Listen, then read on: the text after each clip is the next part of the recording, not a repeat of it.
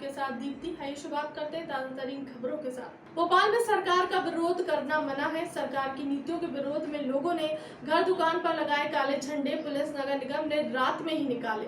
विधायक बोले, क्या इमरजेंसी लगी है। राजधानी में सरकार की नीतियों के खिलाफ लोगों ने विरोध के रूप में लगाए काले झंडे। गुरुवार रात में ही पुलिस और नगर निगम ने निकाल दिए। कांग्रेस विधायक आरिफ मसूद ने बुधवार को लोगों से बढ़ती महंगाई और बिगड़ती स्वास्थ्य व्यवस्था को लेकर घर दुकान के आगे काले झंडे लगाने की अपील की थी। रात में ही लोगों ने जहांगीराबाद, शब्बन चौराहा, जिंसी, चिकलोद रोड, बरखेड़ी छावनी, मंगलवारा, घोड़ा नक्कास, इबारा, बुधवारा, इब्राहिमपुरा, कमला पार्क के घरों और दुकानों में काले झंडे लगाए गए। इनको रात में ही पुलिस और नगर निगम निकालते नजर आए।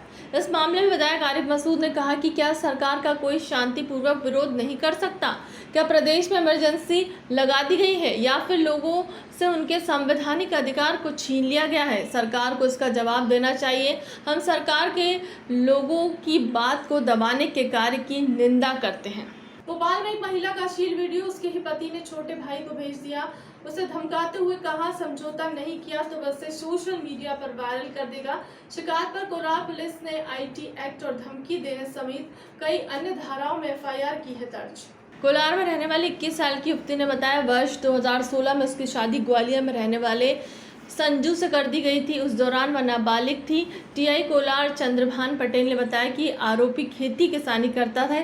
शादी के बाद वह महिला को दहेज के लिए प्रताड़ित करने लगा।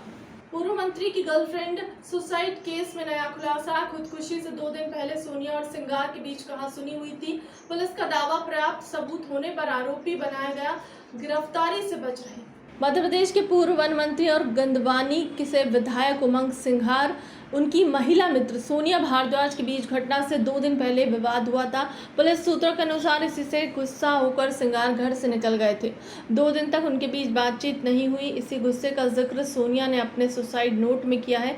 इसका खुलासा नौकरों के बयानों में हुआ है। हालांकि सोनिया के बेटे आर्यन ने एक बार फिर सिंघार पर उनकी मां को आत्महत्या के लिए उकसाने की एफआईआर वापस लेने की मांग की है। फिलहाल पुलिस भी सिंघार की गिरफ्तारी से बच रही है। पुलिस के अनुसार सोनिया ने 16 मई शाम करीब 4 बजे सिंघार के शाहपुरा स्थित निजी बंगले में खुदकुशी कर ली थी। पुलिस को घटना की सूचना करीब 4:30 बजे मिली थी।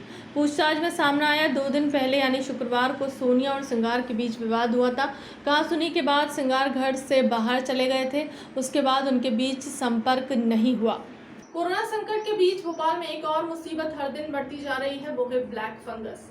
बीते 27 दिनों में से इसके 239 संक्रमित मिल चुके हैं। 10 मरीज के इलाज के दौरान मौत हो चुकी है, जबकि 174 सरकारी और प्राइवेट अस्पतालों में भर्ती है। 129 मरीजों की सर्जरी हो चुकी है। लेकिन राज्य सरकार का आंकड़ा इससे एकदम अलग है। सरकार के मुताबिक प्रदेश में सिर्फ 585 और भोपाल में 68 मरीज ये सरकारी अस्पतालों में भर्ती है। इन मरीजों का इलाज कर रहे डॉक्टर और निजी अस्पतालों के संचालकों से सीधे संपर्क कर जानकारी मांगी, तब 229 मरीजों का आंकड़ा मिला। चिकित्सा शिक्षा मंत्री विश्वास सारंग ने बताया कि इन मरीजों की समय पर पहचान हो जाए, इसके लिए राज्य के सभी सरकारी मेडिकल कॉलेज में कोविड पॉजिटिव मरीज और ठीक हुए मरीजों में ब्लैक फंगस की जांच की जाएगी। यह अभियान 20 मई से शुरू होगा। हमीदिया में ENT doctor nasal endoscopy machine से जांच करेंगी। इन मरीजों में लक्षण मिलेंगे, उनका इलाज शुरू कर दिया जाएगा। बता दें कि भोपाल के 7 मेडिकल कॉलेज सहित 35 निजी अस्पताल ऐसे हैं जहां नेजल इंडोस्कोपी मशीन है।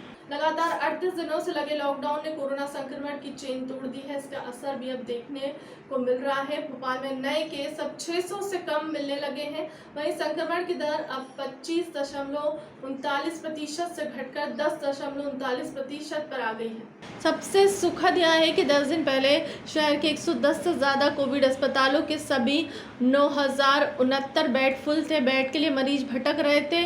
कईयों ने अस्पतालों के गेट पर ही दम तोड़ दिया, लेकिन अब हालात बदलते हैं। बुधवार को इनमें से 4736 बेड खाली थे। सामान्य आईसीयू ऑक्सीजन वाले सभी बेड आसानी से मिल रहे हैं। पूरे अप्रैल और 8 मई तक फुल रहा। शहर के सबसे बड़ा कोविड सेंटर हमीदिया अस्पताल भी खाली पड़ा है।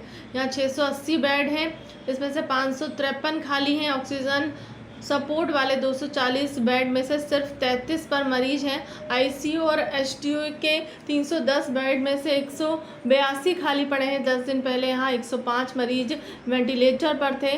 वैक्सीनेशन के मामले में लोग अब भी लापरवाही बरत रहे हैं, खासकर युवा।